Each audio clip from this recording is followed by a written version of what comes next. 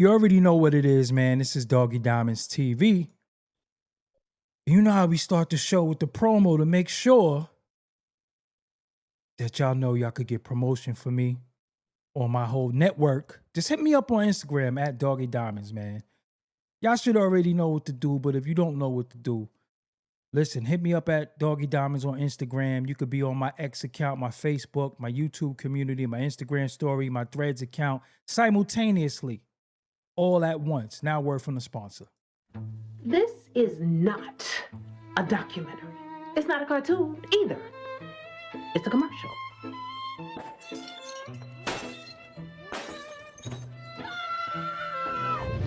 Sorority Records specializes in visuals that help your brand stand out. Go to sororityrecords.com right now and purchase our $500 special. That's right, for $500, we can get you right. sororityrecords.com. Yeah, make sure you go to Sorority Records to get you one of these commercials like this. They also have plenty of commercials. They got different packages. Yeah, make sure you go there. Let's go. I'm here. We gonna talk tonight. Hopefully y'all feeling good. It's Friday, man. How y'all feeling on this Friday? Let me know where you at on this Friday. Leave it in the chat. Let me know what city you in. You want to rep your city, rep your state? Let it be known. But I'm going to need them likes going up. Got a special guest tonight. We going to talk tonight. I see y'all. I see my regular degulars up in here. That's what I like to see. East Flatbush in the building. I see that. Where y'all from? Let it be known. I see Philly up in here. Y'all going to let Philly take everything? I see Philly deep. Where everybody at, man? Only people here, Philly? Just Philly? Oh, man. Philly, by the way, of Chicago's in the building. Where everybody at, man? California in the building. I see Cali. I see two for Cali. I see San Bernardino. I see Roseville.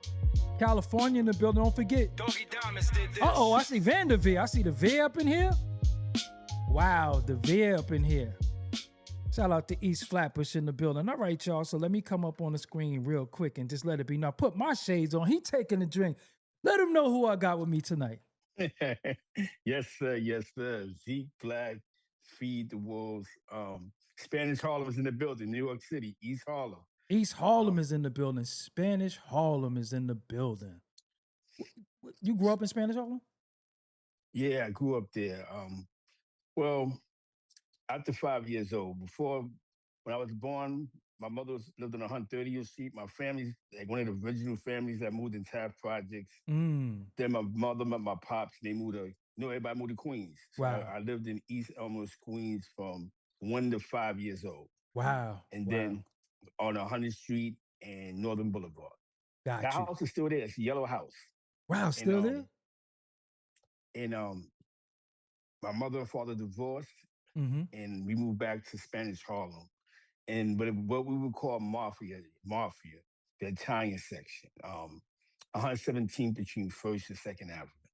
This is 1979, 1980. I never knew it was Italians in Harlem. I never thought that. Yes, that's that area is the area of the Goodfellas. Oh. When he was speaking about when the guy said don't talk over the phone because the guy, the Italian guy with the KZs, but that's a heavy Genovese crime family area, right? Allegedly. And also, remember the movie, the Frank Lucas movie? Absolutely. The Italian guy that he was dealing with? That's where he was from. Right. Also, that's where the plugs for Nicky Barnes is from. Matthews and all of them. Matthew and all of them, they was all from Spanish Harlem, East Harlem first. Then they spread it out to Thrives next, and case may be. So why they call it Spanish Harlem? Because the majority was Latino, except that section. On the east side, though. On the east side, yes. So that east side, K-Slave is from the east side, so was Alpo, right? Yes, they're from the same projects. East River, Wilson, First Avenue, yes. Wow. So you went to school out there and everything? Yes. It was PS 155. I went to school with the future. Yeah. What became the future of the blocks? PS 155. Then I went to school on the Upper East Side, and I went to junior high school on the Upper East Side. Right. That's where I moved to after I lived on 117th Street. 1982, we moved to 114th Street Right. on First Avenue. Right. Now this was mob. This was mob land. This is when you seen Fat Tony walking on First Avenue before he got locked up. This is where you seen the mob bosses, because on First Avenue on that, and that was like you seen the social club. Like you go on Pleasant Avenue, you would see them out there by Rayos and all that. The towns would be right out there. And we used to play with their kids, though. You know what I'm saying? Right. I moved there. Right. And then I moved to where I lived at last, Washington Lexington Projects. And that was closer to the Upper East Side. Right. If you're familiar with the Jeffersons, I lived 10 blocks from the actual building. Wow. Yeah. So Zeke, me and you been building, we talk, but we talk about a lot of culture. We don't talk, funny, we don't talk about niggas. We talk about culture. Like we don't talk, we talk about the culture. Like we talk about what's going on. You being from Harlem, me being from Brooklyn, and we compare and contrast a lot of notes of our upbringing. You got me by a few years, but we in the same peer group. Same bracket. Yeah, same peer group. And you've been through hell in your life. You done been to prison. You done been upstate. You done been to Rikers Island. You did all of that, right? Albany County Jail. Yeah. Putnam County Jail. Right.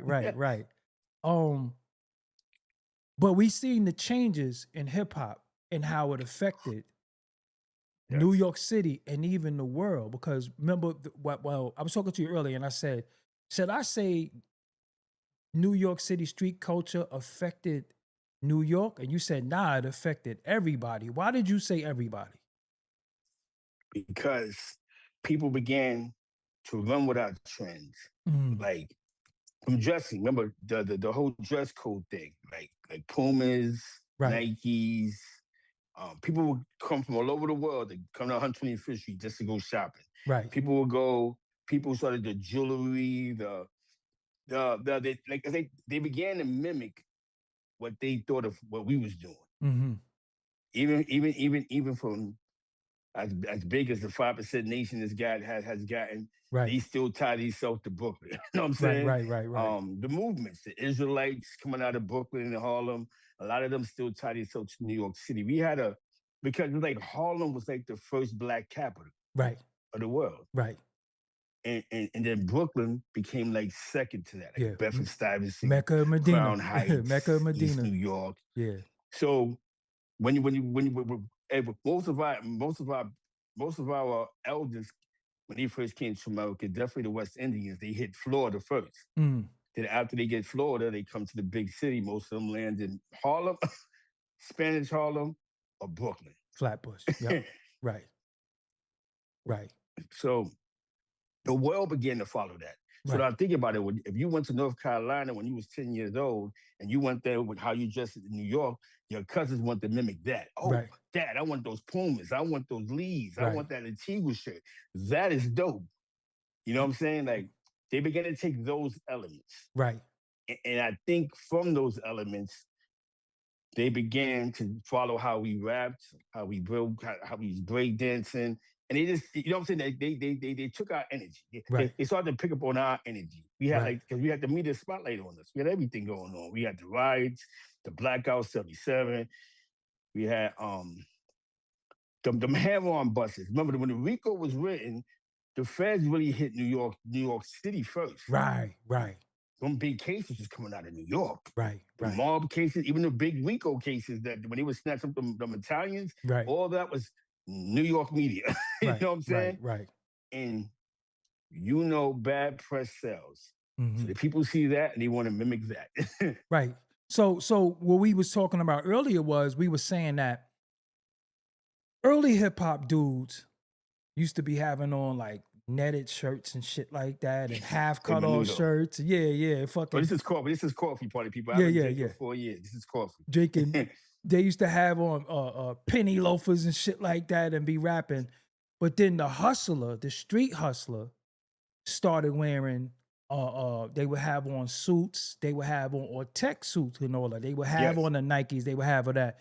So then when Run DMC emulated that, they were emulating the drug dealers.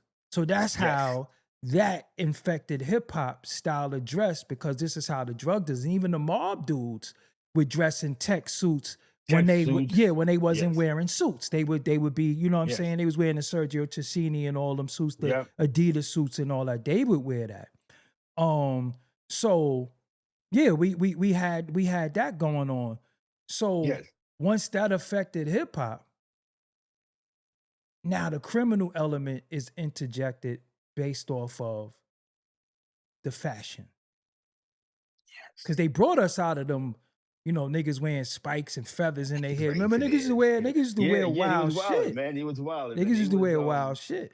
They was trying to cross over too fast. So Right. when they started going downtown, they began to dress like the acid rockers and Right. the punk rockers. That's what they was called too, yeah. acid rock. Yeah, punk rock. Yeah, they Yeah, was into all of that. They started trying to emulate that scene with rhymes. Right. And it began to look crazy because now we're younger, we're watching that like they bugging. Right. But we're emulating the new thing now. Right. Like you said, if you lived in an Italian neighborhood, you emulated the mafia. You dressed up who had the money. Right. So the hustler that had a good suit on or a good polo shirt on, you want to get that. Yo, that's dope. You know what I'm saying? I'm not trying to look like them. So it was like the B-boy part of hip hop, which was the hustler. Right. You know what I'm saying? Right. The drug dealer, the guy who robbed banks, right. the Stickum Kid.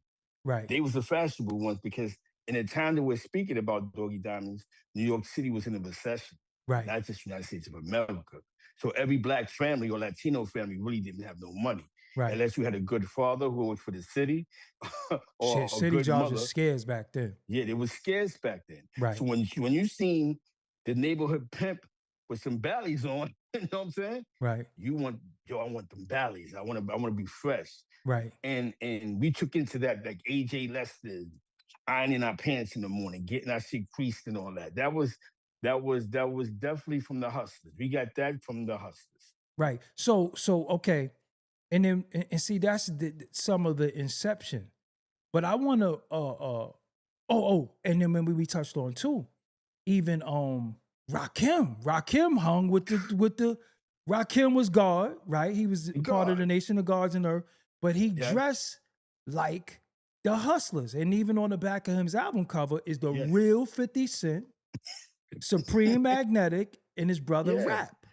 Yep. And Kool G Rap, all people who were known for getting street money and was a part of the streets. Yes. You know what I'm saying? Because if you know anything about Supreme, this is a Fort Greene thing. We're not talking about Supreme from Queens. We're talking about Supreme Magnetic. Yeah. You know what I'm saying? And Killer Ben and that's Killer all. Ben and them. Yeah, that's who Rakim hung out with. And it's funny you said that because the 50 Cent that they're speaking about, if you went to school with some kids from Fort Greene, these was conversations you had in the lunchroom. Yo, 50 Cent robbed the rapper. Right. We didn't read that in the source. We didn't get that online from MTV News. We heard that from, yo, guess what happened? 50 Cent robbed such and such. Yo, he snatched his chain. Right. And we would sit there to listen to these stories. Right. So we used some Fort Greene projects. Dudes that wasn't from Fort Greene would just sit there and listen to the stories. Like, what? Yo, we robbed him and we did that. And we heard these stories. So a lot of times, those 50 Cent stories that you're hearing now, think about hearing that when you're in high school. Right. You know what I'm saying? And then it was a wave of consciousness in hip hop. And then that shit just left, bro. Then everybody was street. So now the 50 Cent stories, niggas was trying to emulate that. Yes. You know what I'm saying? Yes. And somebody said in the chat, Don Diva, and then these magazines is coming, and this Troy Reed shit is coming. Yes. You know what I'm saying? So this is all New York City. And me and Zeke was talking earlier, and we came up with, although Cali might have had Tookie, they might have had Monster Cody. It's real dudes all over. We not saying that. But our dudes were magnified. Larry Davis was national news. And that Baby Sam. Right. The son of Sam, David Berkowitz. Yeah, they all from the town. The Zodiac, they from the town. So it's like, and I'm wild, like Larry Davis, you know what I'm saying? Like niggas started rapping based off of what was going on in New York City streets. Yes. You understand what I'm saying? So when dudes is mentioning Fat Cat and then started mentioning when Rakim say Pappy Mason, when Rakim say go see my man Killer Ben for Fort Greene. For Fort Greene. And when y'all didn't know, well, you probably knew, but a lot of people didn't know what he talking about. I was like, oh, he fuck with Killer Ben? No, I knew, because I'm like, he right down the way. I'm like, oh shit, he fuck with Killer Ben? Go ahead. But what we knew about him was him being a goon. Right. He's on the top 100 song in America. Right. When that song came out, right. Michael Jackson dropped the one that he did with the African dance stuff. Right. It was the Michael Jackson, and it was Black Sheep. They had the engine right. number 9. Those are the hottest songs in America at that one time. That was actually an R&B track. Right. Rakim. Yeah. I want to know what's on your mind. Right. Do you remember the time? Shout out to Teddy Riley. Remember the time. That's no songs like in the top 100. Right. So we got somebody in Ohio talking about going to see my man Killer Ben for Fort Greene. Yeah, not even knowing. Right. And see, now we got these hoods, and we deal with tribalism in New York. You know what I'm saying? Oh, yeah. We got Brooklyn. We got the bad reputation. We rob everybody. Yeah. We grimy. We got Harlem. Harlem get money. But Spanish Harlem got the chicks. Washington Heights. You know what I'm saying? We that's where the chicks is at. Then the Harlem dudes get a lot of bread and they fly. You know what I'm saying? Yeah. The Bronx dudes is grimy. Just grimy. Brooklyn is, but you crazy. You know what I'm saying? Yeah. What I say about Brooklyn and Bronx, I think Brooklyn will book somebody. But the Bronx will book them and down them. The hell you down them for? You already got everything. You don't be playing fair in the Bronx. Yeah. And I felt like the Queens dudes harm their homeboys. Yes. They backdoor their friends. See, in Brooklyn, we draw a line. Yo, we don't mess with them over there. You know what we talking about earlier, the front of the projects and the back of the projects? Yeah. Like, yo, we don't mess with them niggas back there. You know what I'm saying? But it's a building, it's like 200 yards away. You know what I'm saying? Yeah, we don't mess with them. So now we gonna speed it up. So gang banging, we gotta say, always been in New York. I think it's a misconception that there was no gangs in New York. Go ahead, because you can speak to the gangs more than I could. It was here, right? But like he was saying, the gangs that was before us was those motorcycle spike niggas, leather jackets, moon boots. So we wasn't going that route. You know what I'm saying? He was like, we're not gonna do that. Right. So when you had those type of but those gangs was actually getting some money because they was extorting landlords, whatever the case may be. Right. They was finding ways, like the Renegades in East Harlem, they found a way to get some paper, like Guards of King's peoples. Guards of King just tapped in. He said, this is a great conversation. Thank you for the super chat. Right on time. So you said Guards of Kings, that came through. Go ahead, though, Zeke. And these are the gangs that's tapped in. We wasn't trying to be like them. Right. So what we began to do was for me, my crew, we became a graffiti crew, but we want to structure ourselves like the mafia, because that's what we seen. Right. Not just in the movie, we physically seen it. Right. So everybody want to be a capo, everybody want to be a skipper. Like these was conversations like, yo, I'm the boss and you're the underboss. And we would watch mob movies all day because this is what we seen. Right. So we wanted to have an organization like that. So the guys that was above us, that wasn't like motorcycle gangs, they ran operations like that. So we got to see organized crime, but from our color. You know what I'm saying? Right. These niggas really getting some money. Right. You know what I'm saying? These dudes is really getting to the bag. But where we got messed up as that, we put too much time into selling drugs that there was money in steel and cement. Right. And that's where the Italians was going to. That's why we got all the money, because the Italians and the Irish gangs and all them other things, they got the Javits Center Project, they got the Manhattan Bridge Project, they got the Central Park Project. So you taking me back, because I forgot when the Javits Center was being built. Right. Yeah, that same era. Right. You know Right. They tapped into that.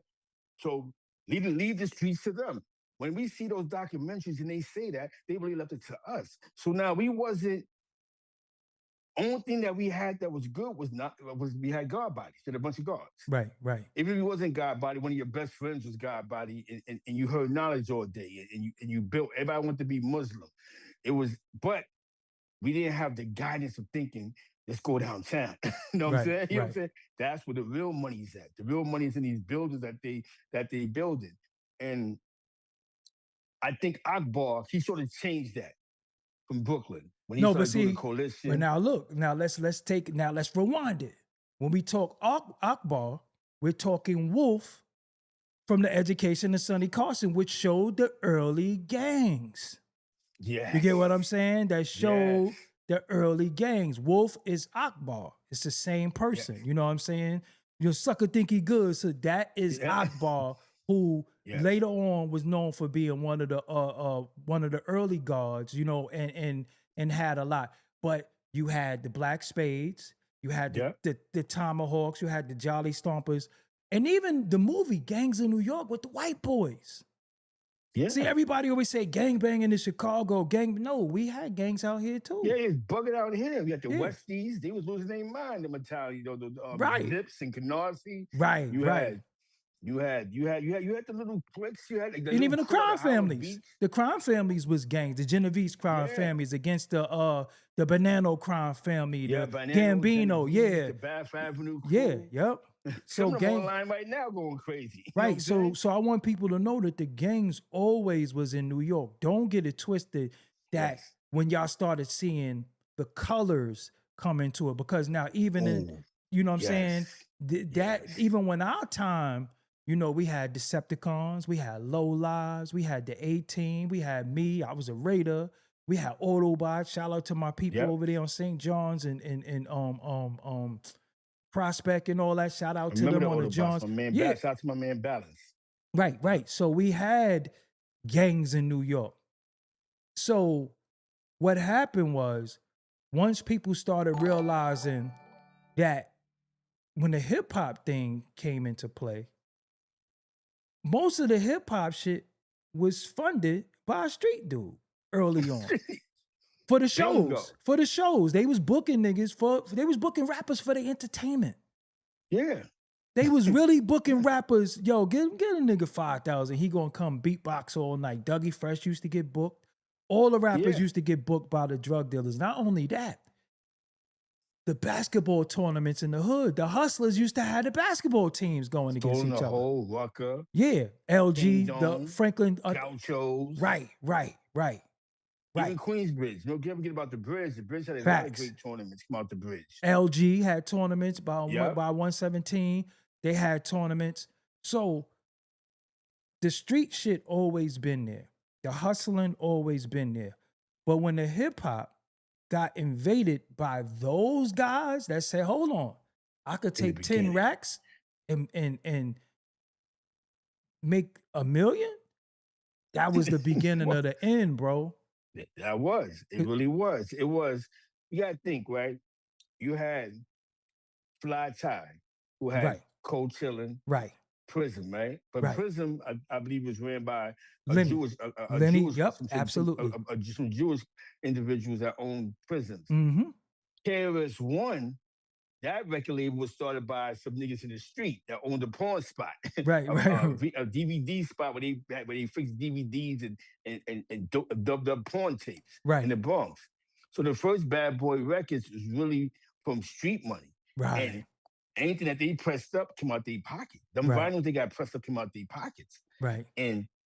But that led them to getting a real record deal. After the first album. We had there was a bunch of them. Even your man that be online, he was rapping. He called the East Harlem LL Cool J, your man D Freeze, Sub-Zero. Right. He used to play his music on the radio. Him and Zico had a song called My Phone. Wow. He just never pursued it. He just never stood with it. But he played him on the radio. People started gearing towards the hip hop thing. Right. And because you said, you give somebody 20,000, you can make $1 million. Right. You know what I'm saying? Right. That's when you had the singles. Right. A lot of singles that was dropping. You had a lot of dudes that was dropping singles, getting them deals, man. Right. So it became a point where we had we called it reality rap because when Melly Mel and them did the message, we knew that. We saw that. Bingo. We right. See that. But then it became a part where the nigga that was rapping was like, I shot 8 motherfuckers. Like, whoa. What happened just now? He didn't just say that. So gangster rap is always credited to the West Coast, but that's really an East Coast thing because you had Schoolie D and you had Just Ice. You had Just Ice. Suicide to Suicide. Yeah. That's Busy B. That, you know what I'm saying? Yeah. But remember, Suicide was Busy B. Had a song called Swords, but then you had Suicide. That said, you talk about Mash It Up. That's Just Ice and KRS-One. Even KRS-One had a damn Hole in the Burner on his cover, on his album cover. That joint? Yeah. He had the P is Free. Right. Yeah. The Crack Course Criminal Minded. Yeah. There was nothing. I'm gonna tell you something. The Bridge is Over was always on that album. Right. But he had to make the visual to beat shit. Right. Criminal Minded was always on the song The Bridge is Over was always on Criminal Minded. Right. But we never listened to it. Right. He puts a visual to it. You know what I'm saying? And even when he made that song, it got dudes, it created, some tension here and there. You know what I'm saying? Some dudes that play with dudes from Queens. Yo, okay, it was one said the bridges, you know what I'm saying? The bridge is over. And there was situations with that, man. Because that ever was, you know what it was, Doggie Diamonds? The media began to feed that element of hip hop. Right. The Morton Downey Jr. show, who had the D-Steps up there that time. Right. Morton Downey Jr. show had Al Sharpton shaking out with them on the show. Remember? Right. He just smoked a million cigarettes. Right. He did used to smoke mad stoves, yo. Morton Downey Jr. Yo. Al Sharpton was beefing with no, you know what, bro? That was Geraldo, I think. Or it might have been both of them. Because remember, he choked Roy Ennis on there and broke Geraldo's nose. Yeah. Yeah, sir. All that played part of hip hop. Right. Because hip hop got behind Tawana Broadly. Right. A lot of dudes started making records. It was a hip hop artist that was out there going crazy. Got behind Free South Africa. You know what I'm saying? Hip hop. A lot of that was hip hop. So it was commercialized. Yeah. It was commercialized. But then this is the deepest shit, right? So as we was looking up conscious hip hop, right? We think conscious hip hop. We always say the same groups. We say Brand Nubians. We say X-Clan. We say Boogie Down Productions. We say a lot of that was consciousness. A lot of that shit was started from the Zulu Nation. Yes. Yo, them niggas the beginning. Yeah, but them niggas was foul though. Well, you really think about it, they wasn't conscious though. They wasn't conscious. Remember, they come from a nasty era. They come from a disgusting era. Right.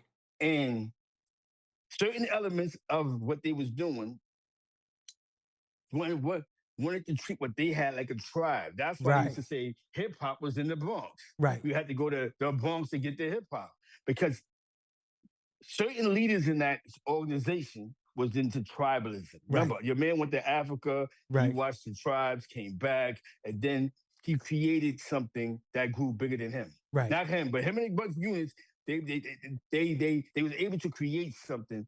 Not create something, but help build something that they had no control over. Right. But even in the beginning elements, who controlled it? Them. Right.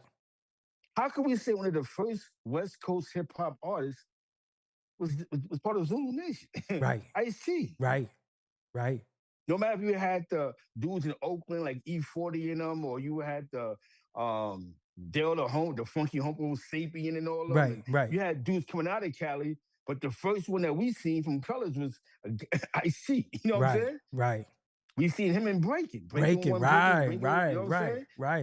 Because people think it's New Jack City. Yeah, because they think it's New Jack City, but his movies when he was this big, he was like 115 pounds, and breaking. Who's managing him?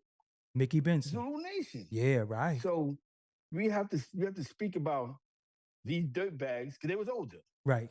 They're saying hip hop is, you gotta think about it. They're saying hip hop is for the kids.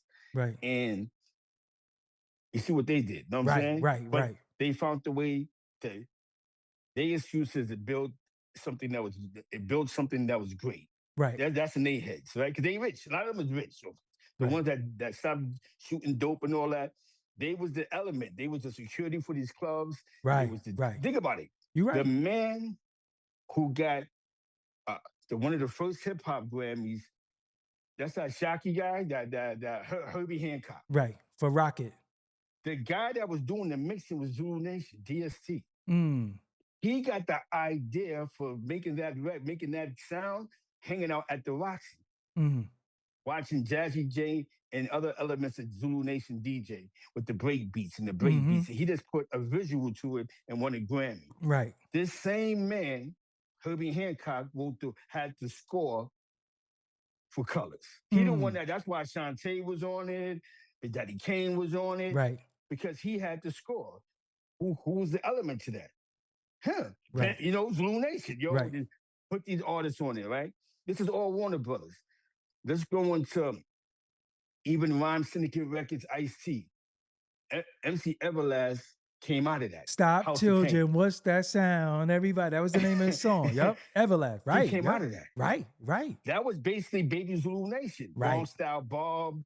Africa Islam. FBI, Africa Islam. People forget about Africa Islam. That was Ice-T DJ too. Yep. Yeah. When that song you play, you see him, and so it was the element. So right. Yeah, it was still that type of element, right? It's funny you said that, because that type of element, a lot of people may not know, but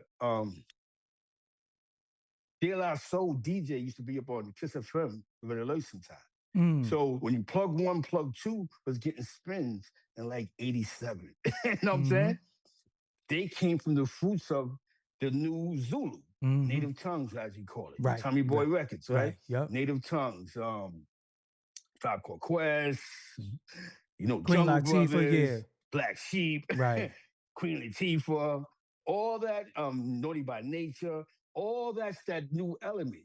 But another element came back. Right. That you said. Right. And what that element was?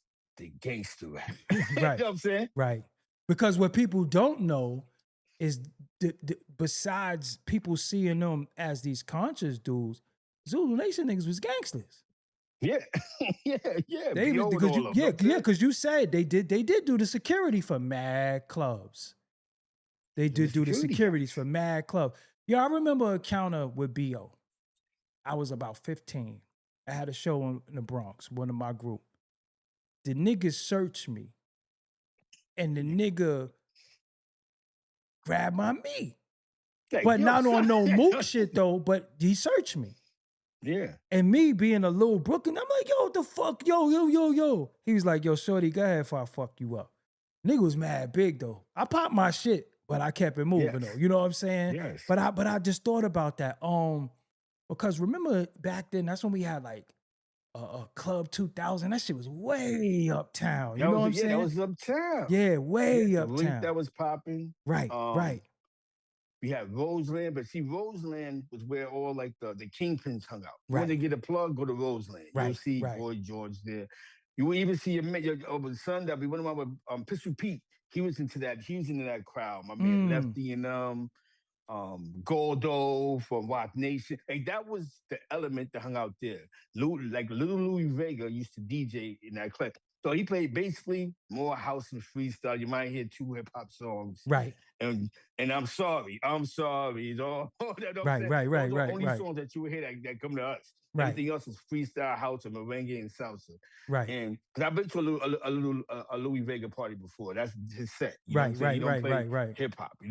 All night. He might play a Big Daddy Kane song. Right. So, those are the elements. Right. So, uptown, they had to create a hip hop culture. Right. They own fashionable, eats in the club, and basketball. Right. They had to create this. It had to be created. But nobody's gonna follow Zulu Nation's path. You know what I'm saying? Right. So, you know what I'm saying? So now we have to allow the element we didn't want here. The actual shooter. You know what I'm saying? Right. You gotta let the shooter speak. And that's when I think hip hop began to change. Remember when we first bought NWA's tape, it's because they got banned. And we would read it in rock in the magazines. Like, yo, they banned the hip hop group for saying fuck the police. Right. We didn't get all caught up in track 8. Yeah, because we didn't really, because Straight Outta Compton was cool. I didn't really rock with Express Yourself because that wasn't no gangster shit. You know, Straight Outta Compton was cool. So that's the first time I ever heard of Compton. Yeah. But I tell people in the world abroad, I think people was a little angry when I said this, but the fact that they had Jerry curls and them shits was played out over here, we always was ahead of shit. So we was like, fuck, these niggas got Jerry curls. But then we had Seeing Colors. And then these movies started coming out, right? Yep. Because now they're starting to get figures through hip hop, right? Yeah. Before, we didn't really know too many West Coast rappers like that. You know what I'm saying? But when we dealing with New York and we know who the Rich Port is, we know who the Alpo is, we know who the AZ, the Killer Ben, the Puerto Rican Jesus and Calvin Klein, and we starting to know these names of gangsters from New York. Yeah. It got put into hip hop, right? Because niggas started saying these niggas' names. And then I feel like the West Coast dudes they figures started coming out. So we started learning about, yo, who is this? Because remember, our perception was Suge Knight was the most gangster nigga that we thought. Facts. But see, so then they started having a name. So we not saying on the West Coast it wasn't no gangsters. We not saying that. We just saying because of New York hip hop, them starting to say dudes in the raps and them actually be the dudes that's booking people for the shows, the boat rides. Remember on Club Shadow? Shadow. That was the spot downtown. Shadow. Dudes going on boat rides. Yeah, the drug dealers in New York City used to host all that shit. Facts. Yeah, Bentleys. Remember Bentleys? You had to get dressed up. Bentleys is basically a guy video. You know what I'm saying? Right. You seen the CEOs the nurses, the cops. They be them the professionals mixed with the hood niggas. You know what I'm saying? Now look, let me give you another one. The first Suge Knight might have been Gene Griffin. That had Guy and Teddy Riley in them. Yo, and you would know about crazy that. On him. Yeah. He was going, but he had to plug to the label. See, what happened is, it's funny you said that, right? A lot of people may not know, but as Teddy Riley was playing with Andre Harrell with Uptown Records, he had a production deal with Jive Records. You know what I'm saying? Wow. So they was making hits at the rooftop. Remember, the studio was there first. Right. Gene Griffin was the plug. He had to plug to the labels. And I think he was just on some, he was a muscle nigga. Like, he wasn't playing with them. Like, he really was, he was taking 100% of the profits. Right. He said 100%. 100%. Like, he wasn't playing fair. Right. And I'm gonna be honest with you, no disrespect. What took Suge over the map was when they said that he violated Vanilla Ice. Right. And that was in the press. Right. That was on MTV. Right. That was on the magazines. Right. So it was like Suge Knight security guard. Hung that nigga. Whatever the case may be, Zeke, or whatever. Zeke, but you know what we miss, bro? We forget to remind the people that AZ is mob style. He's mob style. Talking about Rich Porter, little brother, getting his finger cut off. Yeah, getting killed. What's going on? What's going on Video Music Box? Because that's what we had. You understand what I'm saying? And we bought it. Yeah, and we played it. Right. Yup. Mob style was Whip Wop and Gangsta Lou, right? It was Lou. Shout out to my man G Lou out there. Yeah. I'm happy you said this. Mm-hmm. We come from the era, definitely our era, at that time. Right. We ain't talked to you. We seen you walk outside the precinct. You know what I'm saying? Yo, I ain't fucking with this nigga here, rap. Yep. AZ testified, and we never 1 minute was having AZ ratted conversations. Right. See? That never. Not one time we ever sat down and said, yo, such and such is a rat. He's a fucking rat. Right. And he's never denied it. You ask did you tell? Yeah, I told. Right. You know what I'm saying? So and he sued AZ the rapper. Right. You know what I'm saying? So A was really a smart guy. He just was in the wrong game. You know what I'm saying? Right. So but what happened is what you said is they began to let this street element in where you indict yourself, you talk about bodies, you talk about killings, and then Now you get on this snitching campaign thing, and the who's a rat, who ain't a rat. And I remember, right, when Snoop Dogg had the hottest record in New York, Deep Cover. Right. Remember that? Right. That was the hottest record. Right. I remember when they hated MC Hammer because he had that song "Turn His Mother Out," and that was a hit. Right. Because all the dancing McDonald niggas was winning with that shit. Right. You know right. Right. Everybody had that one friend that could dance for 20 hours. Then we had the Chubb Rock. She was conscious. Chubb Rock jumped out there. Special Ed, I'm going to tell you what we gravitated to for me. He had a bunch of low-life with D-steps in his video. Right. And that was the culture, bro. We was like, yo, he got the low-lives. You know what I'm saying? Because as crazy as it sounds, people was fascinated with Manhattan, but Manhattan niggas was like starstruck when he came to Brooklyn, my nigga. Because y'all had it was like Brooklyn was like the no-fly zone. So any rapper that came out of there, we was like, yo, Kane he got two kills. And even Kane had a bunch. Born True, them niggas was outside, bro. Right. And AJ and them niggas, you know what I'm saying? And think about this. The dancers was gangster niggas too, because the IOU dancers, Scoob and them, those were all Brownsville niggas. Lazy, when you people hear Lazy Lays from MOP, Lays was a dancer, but he from Brownsville. And I'm gonna be real, Brownsville is one of the wildest areas in Brooklyn. To right now as we speak. right now as we speak, it's probably the worst area in Brooklyn, Brownsville and East New York. Those are no-fly zones. Think about it. You could be from Brooklyn. I ain't going over there. It's still gotta go up and ready. Yeah, I'm not. I don't fuck with the Ville unless I have to. What I'm doing over there. Son. Yeah.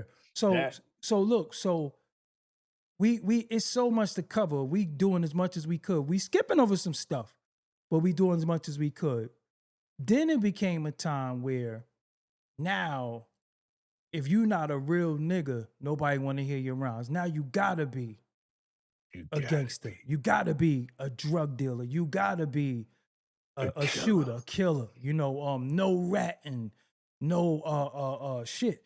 Zeke, you remember a time where, yo, if a nigga pulled out that Polaroid and took a picture of you, you like, yo, what you taking my picture for?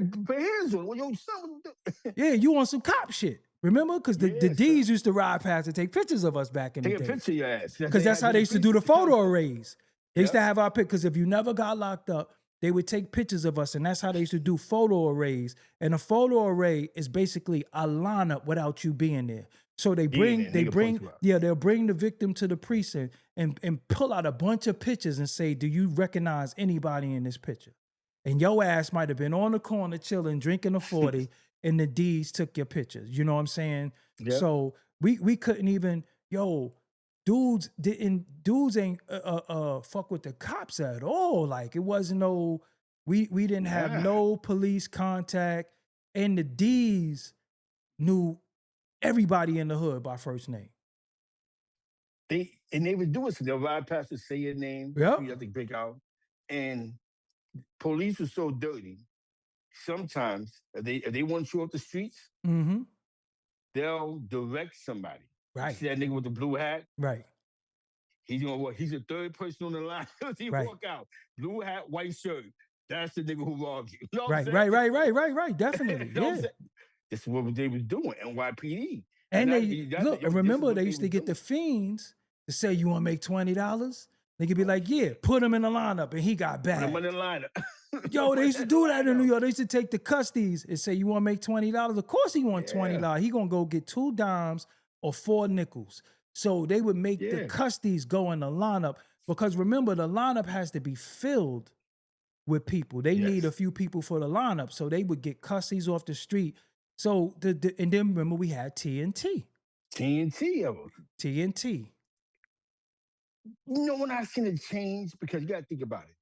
There wasn't a 24. This is before Hot 97 era. So if you want y'all hottest rapper, if they wasn't on a mixtape, a Kick It Free, Ron G joint, they wasn't playing him in the club like a Jigga, Foxy. They wasn't playing a Boot Camp Click, Buck 'em Down in the club. Or you heard those records, and DJ selects, the hot DJs will play these records when you go to these jams, right? Then you're right. There was an element after 97 where hip hop went straight Because Lisa Evans, I'm gonna say Lisa Evans, other than the news, she began to interview gang members on Rikers Island about this blood day. Right. And it got so much press for it. When Sherm the Worm called in, it got so much press, right? So then free my brother Sherm too. That's my bro. There'll be free Sherm. Then the Daily News with the situation with the Bloods cutting people on the train. Then you had the other one with Rob Lowe and Cash Brim and all of them. There was what was going on Rikers Island. Now you got dudes making records talking directly to that element now. Right. They're using codes, they're using lingo, they're speaking about Bloods against Crips. Here go Noriega Bloody Money. Right. My little cousin from Jamaica, brown skin thug, Thug Blood, Alley Cat. You know what I'm saying? And what fucked y'all up too, when the Damu shit hit, that DMX, where my dogs at? Oh my, I know y'all was going crazy. He was talking to us, bro. Right. Then he was covered in blood. Remember, he was covered with the blood. Yeah. Gang recruitment went up in the street 300%. Right. He had to say he wasn't blood before niggas said, like, he had to physically go on stage to it and say, yo, I'm not gang related, bro. Right, because remember he used to drink the Hennessy and Alizé and call it blood. Alizé, the Damu juice. Yeah. 151 and all that. Shout out to my man Dig and all of them. Yo, son, it's crazy because the element began to change. I remember being in the club, right? In Albany. Shout out to Peter Guns. Right. Yeah, I did a show in Albany with Mobb Deep. The Locks was there. I seen shout out to Jada and them. They was in the building, and I remember the homie Bone Crusher said, "Yo, Pistol Pete, he goes to the homie to piece him." And Peter Guns is like, "Nah, homie, shit is hot. We got the call that we can't toss it up because it's so hot." Because that's when they had the posters of Pistol Pete in the street. Hip hop in New York changed 100% now. Right. We got $500,000, Blood and Crip, Amani Thug, and Tragedy. And it don't help that he live in Albany P's. Oh God. $500,000 from Albany P's. Yo, rest in peace at half. Some niggas blood and some niggas Crip. This is the era of the Rockaroonies running around. Right. And those type of names in the streets of Brooklyn. So there was different names running around Brooklyn. And these niggas, this is when their music, dudes was making music to reflect this culture. Right. They were just this is like this dudes is going in the studio making this type of music, and like it didn't get any better, bro. It got bad. Because all it did was look where we at now, but it was definitely a time. Even like Jay-Z had to switch it up with Hard Knock Life. Right. He had to get back. He had to get niggas back to talk about money. Yo, was Jay-Z? No, but Nori had the hottest record. Let me ask you something. Bro. Was Jay-Z talking in Blood Code on Can't Knock the Hustle? Nah, he was just talking that. When he said, "I got the Godfather flow," that Don Juan DeMarco. Don Juan DeMarco. Yeah, that was some codes. That was some blood shit. Yeah, that was some the Godfather flow, the Don Juan, Don Juan DeMarco. Somebody you hear niggas saying that. Right. How dope. What that mean? You know what I'm saying? Yeah. Remember, Mobb Deep said yellowback niggas. Only niggas that was saying yellowback niggas with the Bloods. Right. So he did use that in that. See? Yeah. Sitting around a nigga in the studio, yo, gotta say this, bro. Yeah, because he said, "I got the Godfather flow, the Don Juan DeMarco, swear to God, don't get it fucked up." I said, hold on, this nigga talking cold. Hold on, son. Nigga talking in cold. Yeah, because it's a lot, like, so, and it got so bad in hip hop that niggas started saying the Biddy, and they wasn't blood. Niggas wouldn't even say City no more. Niggas say Biggerette. I was like, yo, what the fuck is wrong with these niggas? Yo. I was in my brib. And I'm going to say this on your platform. I have to give this man respect for this. If Pimp would have got all those codes fucking copywritten, my nigga, that nigga be rich. It come from Pimp? Not even 60% of these niggas rapping, throwing dub, all that, a lot of shit they could be saying, 550, all this shit was shit that was came from that man's brain. Wow. I'm going to say allegedly because I want to see him get caught up. Right. But just imagine he got that shit copied, all those words copywritten. A lot of those words that you hear, he put that was his work. You know what I'm saying? Wow. But I'm gonna say allegedly because I want to see him. You know, he's living a good life now. He's taking care of his daughter. He's taking care of his family. He's out the way. You know what I'm saying? Right. But that's the architect of that. You know what I'm saying? Wow. That they use in hip hop. Right. They use what it has. This is when you hear yellowback niggas, when you hear what you said, Godfather Flow and all this, 550, he's a dub and all that, Right. double O bang bang and all that shit. So what it boils down to, they began to go with the element of now. Right. And then the Even West Coast, tasteful. we started seeing that they selling gazillion records with the gang shit. But remember back, we didn't never know that Quick Yeah, really was a gang member. We didn't really, they didn't fly they shit back then. yeah. And then when and I don't want to blame him, but I guess we have to. When Jim Jones hit the scene, we thought the he whole put some Dipset. swag on it. Right. He put right. Jimmy's another one, man. If Jimmy was to get a lot of this shit copy, a lot of the shit that he did, Jimmy would be a rich nigga right now. Right. He became the face. Right. Of New York City. Worldwide to this. Right. Where dudes in other states that have been gangbanging for 30, 40 years was just starstruck to hear how he broke down some New York shit, bro. Right. Because you got to keep in mind, a New York blood from first generation is nothing like California. Right. It was our element, stick-up kid, a nigga would tie you up, a nigga would sell crack in the middle of the projects. It was when we wore flags, it was that fashion blood shit. It goes with my shirt. You know what I'm saying? Right. Yo, go with my red and white ups. We wasn't even like we wasn't killing each other. Like that element wasn't there yet. We was killing each other for flags. But Jimmy became because there's a market for that. Remember, mass incarceration had everybody in jail. Right. So now niggas is coming home, and this is the streets now. Mm-hmm. And Jimmy's talking that. Right. So now when you go to Club Speed, you've been there, you went to Speed, you see 1,000 Bloods. Like, what the fuck? Right. Like you said, you go Bigger Red, Biddy, right. 299. You know the vibes. You know the vibes. You know the vibes. Yeah. Oh, shit, homie. Yeah. But all that is, Jimmy did that. You smell me? Remember you smell me? Yes. Yeah. Because you got to keep in mind, there was a time when there was 1 million Bloods on the street. Right. And that not just from here, the influence in New York goes from here to Atlanta. Right. And this is before the rap, the drug era. Right. When you hear the Kev Forces and Papa Force and them, when you hear about the families and them in Baltimore, Booney and them and Tim and them, when you hear these elements been going down south. So now these elements, their kids are becoming, yo, my pops is from New York, I'm blood. You know what I'm saying? Right. Or they're going with, because remember, they used to put New York City with blood culture. You can be like, yo, I'm from New York. Yo, you blood? What you, huh? Right. But we're going to clarify something. The West Coast did have Banging on Wax. They always had Blood and Crips. Of course, that's the motherland for both of those. That's the motherland for both of those. Yes. Snoop might have commercialized Crippin', right? He did. But we didn't really have commercialized Crippin' in New York City. Yeah, we did. And I think there wasn't really no commercialized, because I'm trying to think, was there a commercialized blood rapper? No. Nah, Jimmy. Yeah, right. Because DJ Jimmy's Quick, the only one. We didn't know what. It was Cam. Everybody thought Cam. Because when Cam was doing SDE, he had a lot of Bloods with him. He would toss little, whatever he do with his hands. Everybody whatever that East Side thing was. East Side shit was. Yeah.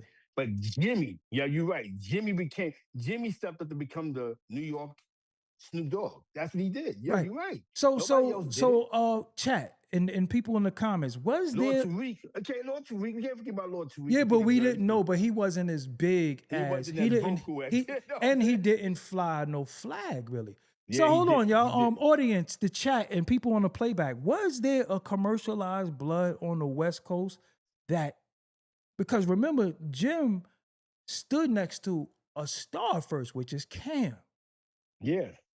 But he had the swag of a West Coast nigga because of his hair. Remember, Jim had the hair, so he looked like a West Coast dude. You still there, Zeke, or you froze? I think Zeke froze. So if he froze, we'll get him back on in a minute. Yeah, so I think, hold on. No, Jim, it's not Game because Jim Jones is before Game. We can't say it's Game. Mac 10. Mac 10, y'all knew Mac 10 was a blood though? Was he like Mac 10, but was Mac 10, did y'all know he was, y'all know he was? I don't know. I don't know if I could, I don't know if, you know, maybe y'all would know. Was Mac 10 as popular as, hold on one second. We lost Zeke. Let me see if I can get him back.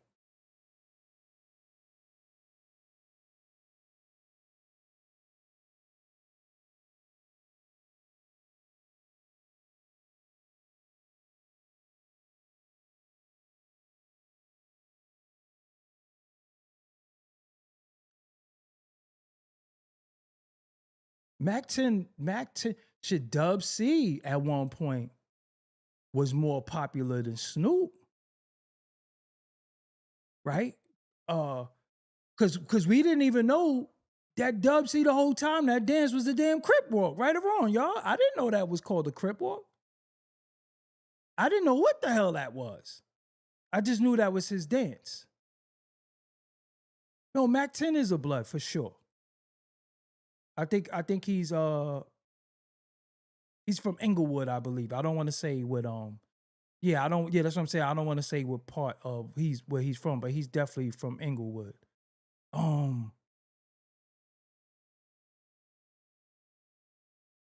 DJ Quick repped, but I don't know if Quick hit us, right? What I'm saying is, and what we trying to say is, Booyah Tribe. There we go. There we go. There you go. There you. Then I knew the Booyah Tribe was. There we go. You right. Booyah. There you go. You right. I would give that to I would give that to Booyah. I would give that to Booyah. Cause DJ Quick, mind you, we on this side, we don't really see Rap City and Yo MTV raps like that where Quick would be. He's not getting played on Video Music Box. But Booyah, we knew Booyah Tribe because of the look. But all right, y'all, we want to continue this conversation. So what we gonna do? We gonna do a part 2. Any questions, concerns, anything we might have left out, please leave it in the comments and we'll cover it. You know what I'm saying? We'll cover it. We just trying to formulate a timeline. Me and Zeke might be on the phone for 4 hours. So we couldn't fit it all in here. So we got to do a part 2. Or maybe his phone died. So next time, Zeke, plug your damn phone in. And I appreciate y'all for joining us. Make sure you hit the like. This is not to glorify anything. We're just going to say how the gangster shit and the gang shit came into our culture. And it really, really, look where we at today. And then so maybe from where we leaving off right now, we can continue and we're going to talk about where we at today. So I appreciate y'all. Until next time, make sure y'all hit that like button. Shout out to God of Kings in the building. Shout out to all y'all, man. I see y'all. Oh, on the Interlude TV, my other channel, me and Tad do our first pilot episode of our show tonight. So if you're not subscribed to the Interlude TV, subscribe. We about to go on, me and Tad, to do our new show in a little while. So I appreciate y'all. Until next time, we out. I thank y'all. Don't forget, Doggie Diamonds did this. Yeah, we just trying to build. You know what I'm saying? Thank y'all for joining us. Make sure you watch these related